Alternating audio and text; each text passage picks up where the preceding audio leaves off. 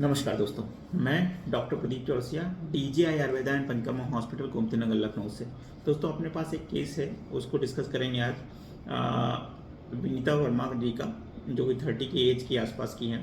उनका हमारा रिपोर्ट क्या कह रहा है कि इनको कंप्रेशन फ्रैक्चर है और partial collapse and central waging of L5 vertebra है। वेजिंग का मतलब एक बार आप गूगल पे देख लीजिएगा।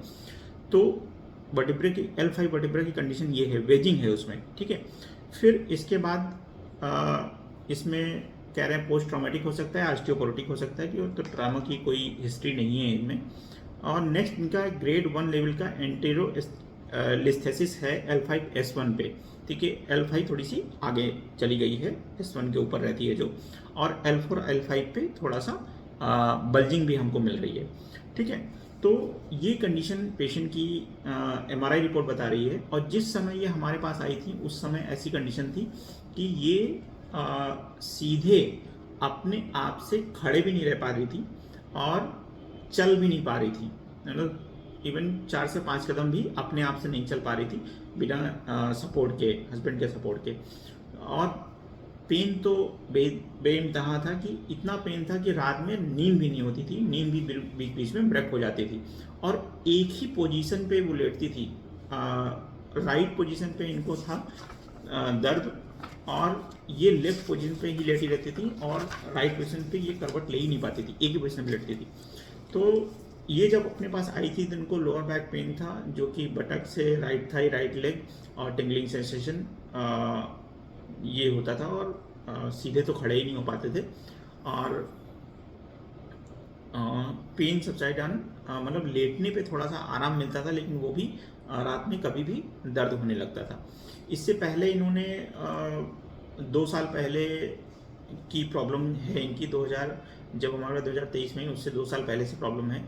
और इन्होंने कुछ फिजियोथेरेपी ट्रीटमेंट भी लिया था, उसमें आराम नहीं मिला, फिर वो अपने पास इधर आ गए।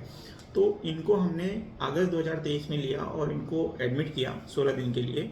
16 दिन का इनका पंचकर्मा हुआ, जिसमें मॉर्निंग में और इवनिंग में दोनों टाइम हम लोग पंचकर्मा कर रहे थे, पंचकर्मा थेरेपी कर रहे थे। बस्ती है, PPS है, अभ्यंगन शोधन, ये सब कर रहे थे। और स्पेशल इनका मेडिकेशन भी था।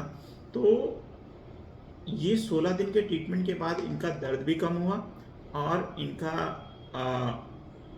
जो बेंडिंग राइट साइड बेंड कर गई थी वो भी सीधे हुए। थोड़ा बहुत बेंडिंग बची थी, वो फिर धीरे धीरे मेडिसिन से इनको रिलीफ आने लगा। और फिर इसके बाद एक बार अप्रैल में भी इनका हम लोगों ने पंचकर्म कराया। आज कंडीशन ये है कि इनको कभी कभी बैक में ओनली पेन होता है, पैर में कभी पेन नहीं आता। कभी कभी पेन होता है, वो भी 5 से 7% पेन आता है। और सीधे एकदम सीधे हो गए हैं, अभी कोई बेंडिंग नहीं दिखेगी आपको। तो ये कंडीशन में हम लोगों ने पेशेंट को सही किया है with Ayurvedic medicine, Ayurvedic diagnosis और आयुर्वेदिक पंचकर्मा। तो इस power of panchakarma, power of Ayurvedic diagnosis आपको समझनी है कि आपके स्पाइन के केस में, या फिर कोई भी ऑर्थोपेडिक कंडीशन है आपको, और एक्सीडेंटल हो या नॉर्मल हो, तो उसमें डिफॉर्मिटी है और उसमें पेन बहुत हो रहा है आपको, तो इस केस में आप आयुर्वेदिक का हेल्प ले सकते हैं और आसानी से अपनी नॉर्मल लाइफ से विदाउट एनी पेन किलर। हमने इनमें कोई पेन किलर यूज़ नहीं किया, इवन आयुर्वेदिक पेन किलर भी यूज़ नहीं किया। तो अब इस कंडीशन को देखने के बाद तो कोई भी डॉक्टर ये बोलेगा, कोई भी सर्जन नहीं बोलेगा कि इसमें तो सर्जरी ही होनी है, कोई दूसरा ऑप्शन नहीं है।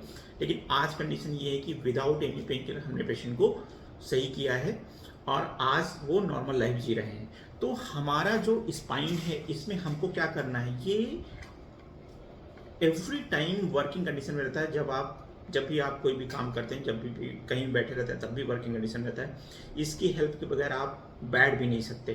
तो आपको क्या ध्यान देना है कि इसकी फ्लेक्सिबिलिटी कैसे बढ़ानी है, और आयुर्वेद यही करेगा, आयुर्वेदिक पंचकर्मा इसकी फ्लेक्सिबिलिटी बढ़ाएगा विद न्यूट्रिशन। थैंक यू दोस्तों, फिर